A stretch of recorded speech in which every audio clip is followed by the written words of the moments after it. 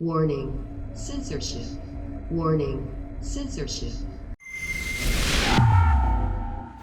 Hey guys, Sydney Fizzard, videographer for Rebel News here, and if you've been following our latest coverage, you know about Pastor Tobias Tissen of the Church of God in Manitoba is currently under hiding from local authorities. I've been in contact with Tobias since then, and he has informed me of the escalation of tactics being used by local law enforcement. Have a look for yourself. So since Sunday, I will tell you what happened. So I woke up on Monday morning and I have so much support, so many friends, and some texted me early in the morning already that they had seen an undercover SUV watching my normal residence from about a half mile away to where they could watch the main highways leading to my house. And they were watching there for about 3 hours. At the end of that time, they were pulling into the driveway with a police truck and a police SUV, and the unmarked SUV was staying on the road to see if anybody else would be coming. So they went up there, and thanks to a good neighbor who went and recorded the footage, we have the footage now. So he went and recorded. They went up to the door and were ringing the doorbell, knocking on the windows. That was all normal. They've always done that before when they came to hand me fines and tickets. What was not normal is that they took it a step further and actually copied or, tried to follow the Gestapo example, walking around the house literally and looking into every window to see whether or not I would be at home or if anybody would be home, looking into the garage. And from there they went to, we have a shop on the property, and they went and looked into the shop there. We have some dogs in the back, and they looked around there. And, while they were there, the police sends me a text message and says, look out your window. But I'll talk more about the police texts later. So they did it pretty much just like the Gestapo when they came looking for the Jews. And when they weren't answered where the Jews are, they would go looking for themselves.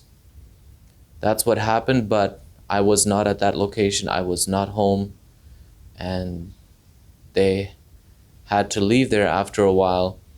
And as they left, my neighbor was recording them leave, and the police drove by, all respectful, but the unmarked vehicle, which I'm suspecting there must have been either Manitoba public health officials or Manitoba justice folk. And as they left, believe it or not, they gave my neighbor the finger. That is extremely disrespectful and unofficial coming from enforcement like that. Last night we decided to switch locations, so I had moved now to another undisclosed location, and we'll see how long this continues, because they really want to get me when I'm by myself, when there's no crowd around, because they don't want the world to see that they are arresting a preacher, a minister, a clergyman. They don't want the world to see that. They just want them to hear, but they don't want to have the optics of seeing a preacher put in handcuffs. And so the story continues. We will keep you updated, and we'll let you know how it goes. I have always been very forthcoming, communicating with the police, and they texted me yesterday and said, this warrant is not going away. Just turn yourself in, come call us. We need to get this resolved. And I responded to them and said, I gave you your opportunity yesterday, which was Sunday, to come and take me at the church, but you chose not to do it. Let me know which evening works for you to come and take me at the church, and I'll be there. So they didn't respond for a long time, and in the meantime, I had communicated with my lawyers, and they advised me not to speak to them anymore. because I think they more sent me texts so they could ping my phone and see where I was located at. So we turned our phone off and left them in the dark. And I think because of some communication that I've had with them, that's why they got as close as they did yesterday. But we're very determined to do all that is in our power to make them do it in the way that it should be done, because if they're coming to arrest a minister, they need to come and do it at the church. We're going to do all that we can to prevent them from doing it at my home by myself with nobody around. That's what they would like. But the fact of the matter is that they're coming to get me for practicing my religious freedoms. And so we need to have that documented for everyone to see why they're doing this arrest.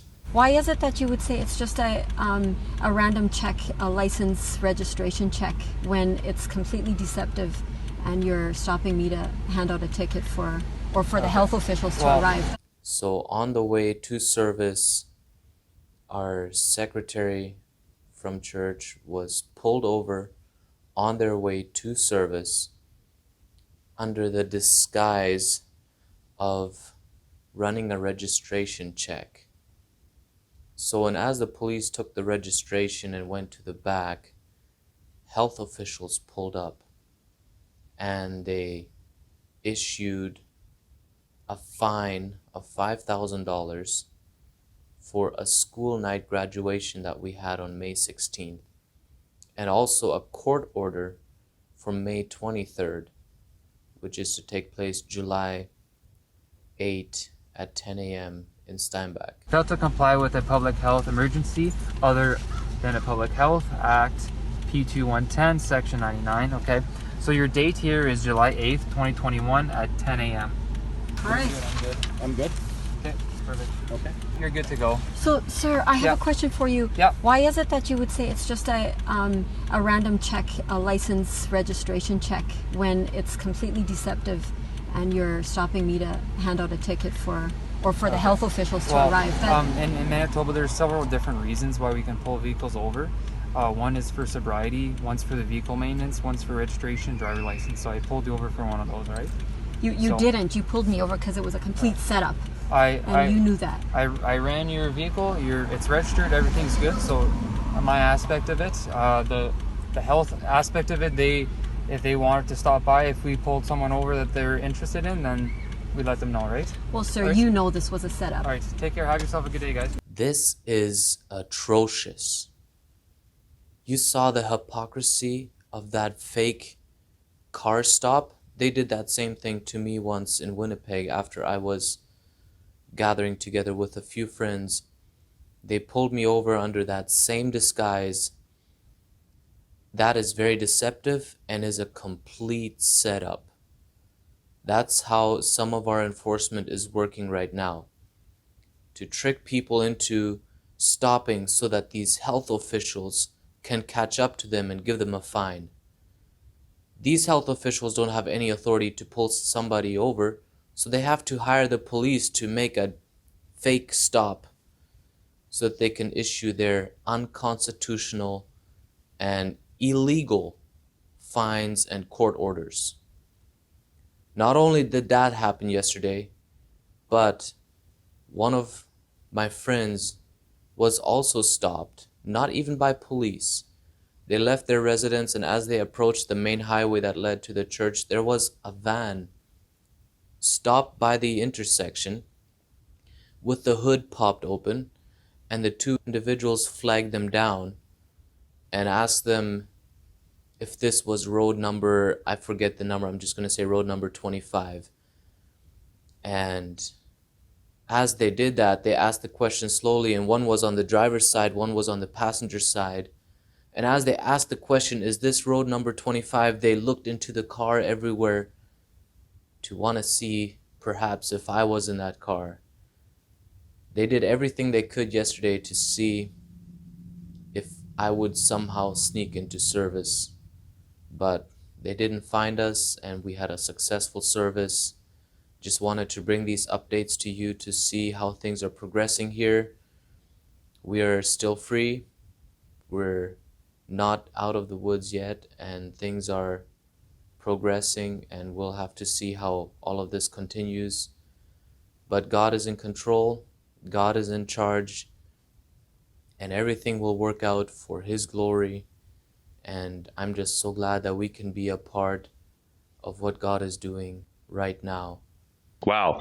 Well, like you said, we're not out of the woods yet. Authorities aren't likely to stop until they found Pastor Tobias, even though he's told them exactly where and when to find him. It seems they are becoming more and more desperate to catch him while nobody is watching so that they can spare themselves the optics of arresting a clergyman under the pathetic guise of health and safety regulations that do not maintain the sanctity of the Charter of Rights and Freedoms. We'll continue to follow this story, and the next time Pastor Tobias will reveal himself will be during Sunday service. So authorities already know if they want to catch this pastor, it'll have to be at the Church of God. For Rebel News, I'm Sidney Fazard. Big tech is coming for us. First it was YouTube, then it was PayPal. If you want to continue seeing real journalism like what we're doing here at Rebel News, go to rebelnews.com. That's rebelnews.com. We'll show you the side of the story that you're not going to see anywhere else.